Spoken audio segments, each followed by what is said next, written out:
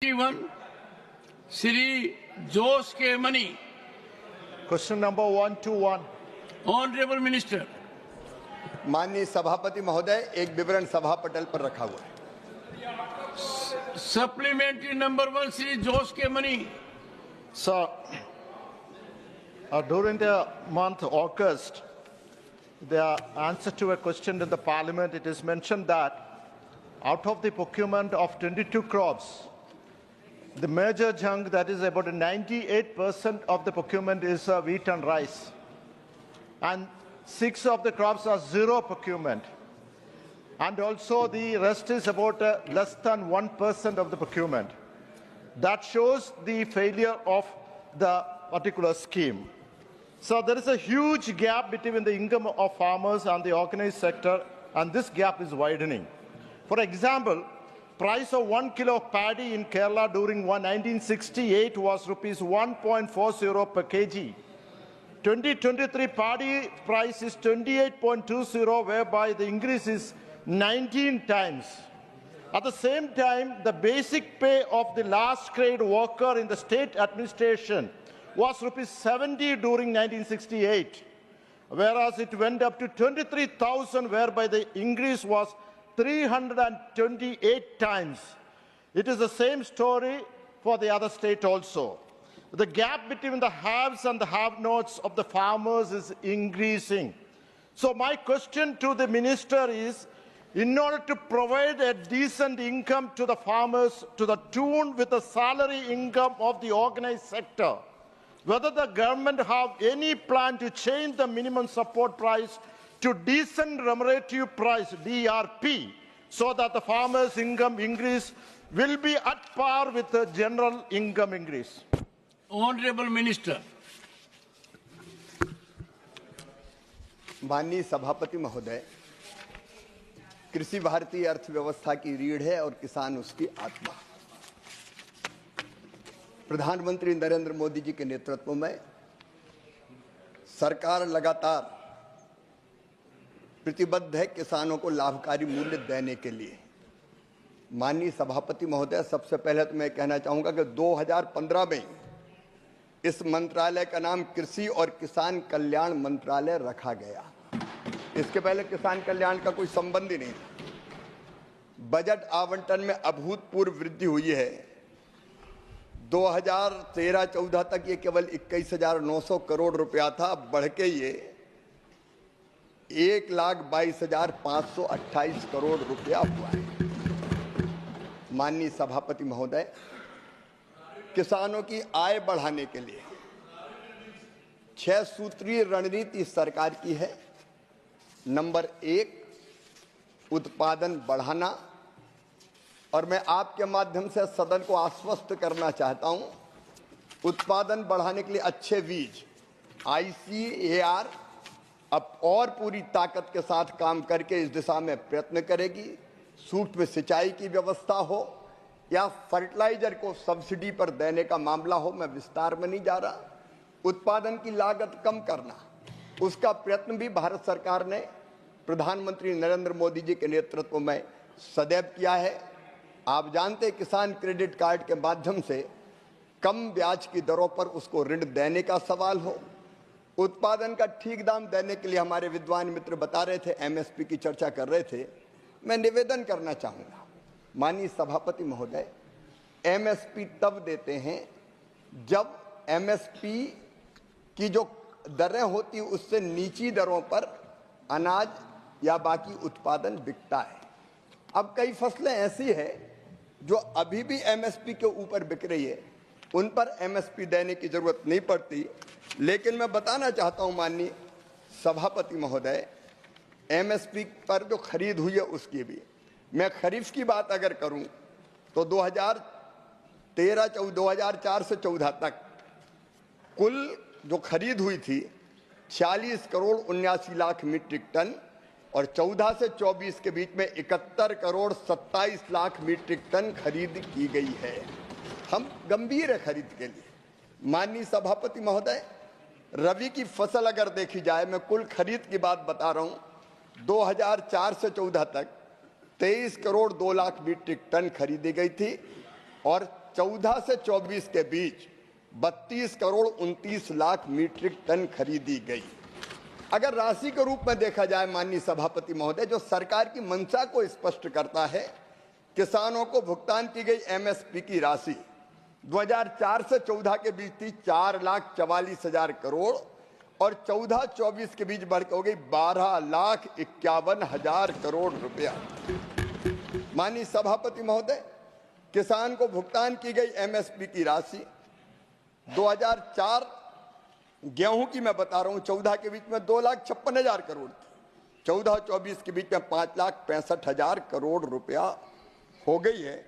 दलहन में माननीय सभापति महोदय, मैं विद्वान सदस्य को अवगत कराना चाहूंगा, किसानों को भुगतान की गई एमएसपी की राशि 2004 और 14 में 1,900 करोड़ से बढ़कर 91,000 करोड़ रुपया हो गई है। मैं माननीय सभापति महोदय, चाहे तिलहन हो, बाकी वाणिज्यिक फसलें हो, अगर सभी एमएसपी की फसलों को देखा जाए तो एमएसपी की राशि 2004 से 14 के बीच में 7,31,000 करोड़ से बढ़कर 14 और 24 के बीच में 20,57,000 करोड़ रुपया हो गई है। ये हमारी सरकार की मंशा का परिणाम है। निरंतर माननीय सभापति महोदय, एमएसपी बढ़ाने का काम इस सरकार ने किया है। मैं विद्वान सदस्य को यह ध्यान दिलाना चाहूंगा, 2014 तक 19 तक जो एमएसपी तय की जाती थी उसमें लागत पर 50% जोड़कर तय की जाती थी। 2019 में प्रधानमंत्री नरेंद्र मोदी जी की सरकार ने ही यह फैसला किया कि लागत पर 50% प्रॉफिट जोड़कर एमएसपी की दरें तय की जाएगी। माननीय सभापति महोदय, मैं उदाहरण दे सकता हूं, जब उधर की सरकार थी तब एमएसपी A2+FL नहीं दिया जाता था। मेरे पास रिकॉर्ड है पूरा, कभी भी 50% से ज्यादा लागत पर इन्होंने लाभ नहीं दिया, लेकिन हम कटिबद्ध हैं, प्रतिबद्ध है कि कम से कम 50% ज्यादा लाभ देकर किसान की फसलें हम खरीदेंगे। मैं माननीय सदस्य को आश्वस्त करना चाहता हूं, किसान का कल्याण हमारी प्रतिबद्धता है। लगातार एमएसपी बढ़ाने का काम अगर वो चाहें तो मैं पूरा रिकॉर्ड उपलब्ध करा सकता हूं, आंकड़े दे सकता हूं। हमने बढ़ाने का भी काम किया है और जहां जरूरत है एमएसपी पर फसल खरीदने का भी हमने काम किया। मैंने आपको आंकड़े बताए हैं, आगे भी हम किसान के कल्याण में कोई कसर नहीं छोड़ेंगे। सप्लीमेंट्री नंबर 2, श्री जोस के money. Sir, as you know, the natural rubber is a strategic product, and the Rubber Act was enacted in 1947 shows the importance. So for the last 10 years, the price of natural rubber has been never ever the rubber farmers have got a remunerative price. This is mainly because of the huge import of natural rubber from other countries. And presently, the import bound duty or the import duty of natural rubber is 25%. So if that natural rubber is been listed in the agriculture as an agricultural product, the bound duty can be increased to 113% for the agricultural product, average of more than 40%. That will curtail the import of natural rubber. Not only that, the task force of the rubber constitutive committee of the central government have recommended that this should be listed in the agriculture product and also should be under the MSP also. So my question to the, and in fact the jute and cotton, it was a commercial product, it has been converted into agriculture product also. So my question to the minister is whether you have any plan to list this natural rubber as an agriculture product. Honorable Minister. माननीय सभापति महोदय, अभी ऐसी कोई योजना नहीं है, लेकिन मैं इतना जरूर कहता हूं कि रबर उत्पादक किसानों की समस्या पर भी हम गंभीरता से विचार करेंगे। कहा कि ठीक है, न्यूनतम वेतन का भुगतान नहीं हो रहा। माननीय उच्च न्यायालय की खंडपीठ ने इस बात पर गौर करते हुए कहा कि ठीक है, न्यायालय के अंदर जो कानूनी का मामला है उस मामले में चलता है, लेकिन स्थगन को खारिज किया जाना चाहिए। आज स्थगन खारिज किया जाता है और मजदूर को कम से कम न्यूनतम वेतन तो मिलना ही चाहिए। और ये एक हमारी मैदानी लड़ाई और कानूनी लड़ाई की एक जीत है कि बढ़े हुए वेतन का भुगतान किया जाए, नंबर 1। नंबर 2, स्थगन जो हुआ था ये बढ़े हुए वेतन पे हुआ था। अब ये स्थगन समाप्त हो गया। इसका मतलब है कि 1 अप्रैल 2024 से ये न्यूनतम वेतन की बढ़ी हुई दरें के लिए मजदूरों और कर्मचारी, आउटसोर्सिंग कर्मचारी, नगर पालिकाओं के कर्मचारी, जितने 25 लाख से ज़्यादा जो लोग हैं मध्य प्रदेश के, वो इसका मतलब है कि उस 1 अप्रैल से बढ़े हुए वेतन के का हित लाभ प्राप्त करने के लिए अधिकारी हैं। और इसलिए सरकार से ये भी आग्रह है कि वो जो आदेश जारी करे उस आदेश में स्पष्ट रूप से लिखे कि 1 अप्रैल से अब तक का जो एरियर था उस एरियर के भुगतान के साथ बढ़ी हुई दरों को लागू किया जाए। अब हम लोग चूंकि इस लड़ाई में अभी शामिल हैं और अभी भी न्यायालय के अंदर स्थगन खारिज हुआ है, और उसको इसका मतलब है कि आने वाले समय में हमको वैधानिक रूप से ये लड़ाई ये लड़नी है कि 2019 से ये न्यूनतम वेतन प्रभावी था और उसके आधार पर उसको आपने आधार बनाया पर लागू किया 1 अप्रैल 2024 से।